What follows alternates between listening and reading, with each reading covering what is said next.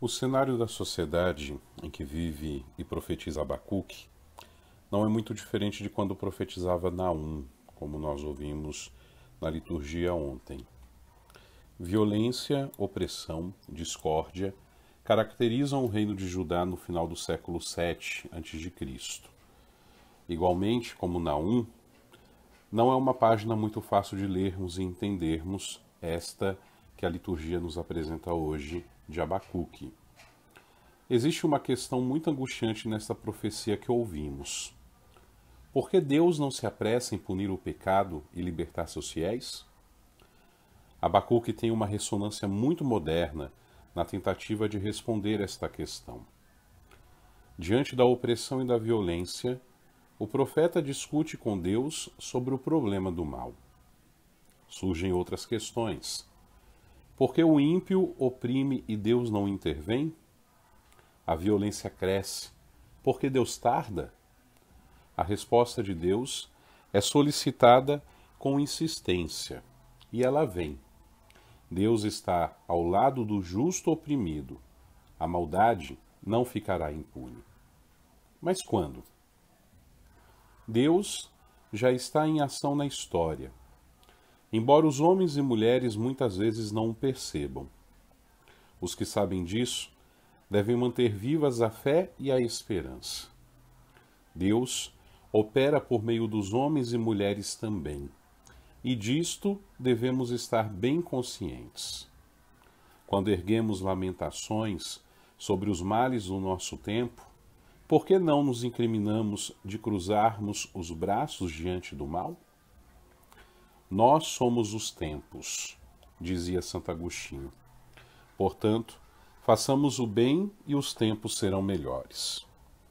Somos as mãos de Deus para repelir a violência, para erguer e socorrer os oprimidos.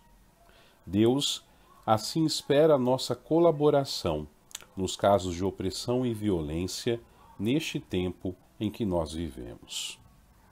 Por fim, o oráculo do profeta responde à inquietante pergunta inicial. O ímpio é destinado à ruína, e o justo, aquele que é fiel a Deus e cumpre os seus preceitos, tem como promessa a vida.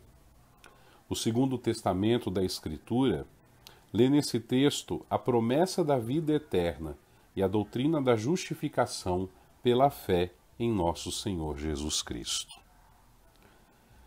É sobre a fé em Cristo que nos fala o Evangelho do dia. Nele, vemos o caso de um homem que roga a Jesus, impelido por uma desgraça familiar. Sua prece pede a Jesus piedade e compaixão para o seu filho, que sofre com uma terrível doença para os parâmetros médicos da época. Antes, o mesmo homem havia ido aos discípulos de Jesus, que não foram capazes de resolver aquela situação. O evangelista deixa registrado que o milagre não havia acontecido porque os discípulos não tinham verdadeira fé. Ó gente sem fé e perversa, são as palavras colocadas nos lábios de Jesus, que também afirma que se eles tivessem ao menos uma migalha de fé, comparada a um grão pequenino de mostarda, iriam testemunhar o prodígio. Por isso, o termo pouca fé deve ser entendido não em sentido literal de os discípulos terem pouca fé ou uma fé insuficiente, mas deve ser entendido no sentido forte. Eles não têm fé autêntica. Muita gente já se habituou a ser impenitente e também acusadora de Deus. Quando não tem suas preces atendidas, em Deus jogam a culpa ou ainda deixam de crer nele quando não se consegue exatamente aquilo que se quer. Jesus, no Evangelho, está a acusar aqueles que não têm uma fé autêntica, ou seja, uma confiança a toda prova. Jesus encontrou muita gente de fé autêntica em seu ministério, e quando acontecia de encontrá-los, era a fé deles que atribuía os milagres que operava em seu favor. Vá em paz, a tua fé te salvou. Deus está pronto a intervir para a nossa salvação. Aqui, agora, sempre. Mas se duvidarmos, se não crermos que seu amor o traz a este ponto da nossa vida, não esperemos ser atendidos, pois iremos receber aquilo que nós esperamos, absolutamente nada. Por outro lado, não devemos pretender somente milagres. Aquela montanha a ser locomovida não está fora, mas está dentro de nós.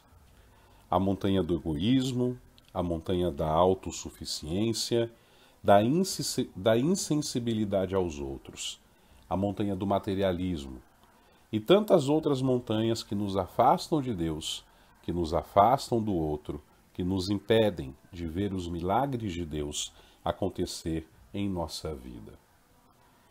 Para mudar qualquer uma dessas montanhas de lugar, nós devemos crer que Deus nos ajudará, se nós fizermos a nossa parte com muita confiança. O Evangelho nos iluminou. Agora, cada um possa então refletir: como está a minha fé? Exemplo de fé autêntica é o santo que recordamos hoje, São Domingos de Gusmão. Ele, aos 35 anos de idade, descobriu o grave problema missionário em terras cristãs assoladas pela heresia.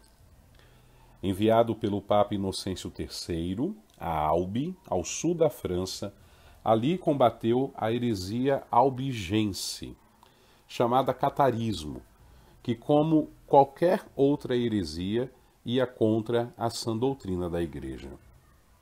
Domingos, com tenacidade, bondade e uma fé bastante esclarecida, conseguiu ali muitas conversões.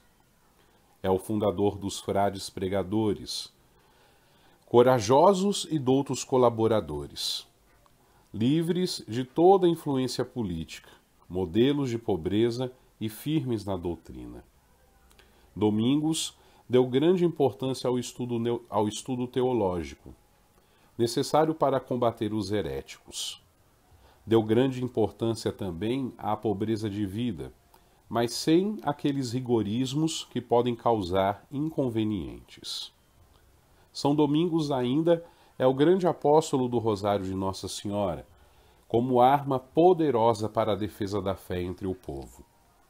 Foi ainda um peregrino infatigável e, por fim, modelo de quem é pregador do Evangelho, de quem se coloca a serviço da pregação do Evangelho, e um grande mestre da fé na Igreja e para a Igreja. São Domingos de Gusmão, rogue a Deus para que a nossa fé seja viva, comprometida e autêntica. Amém.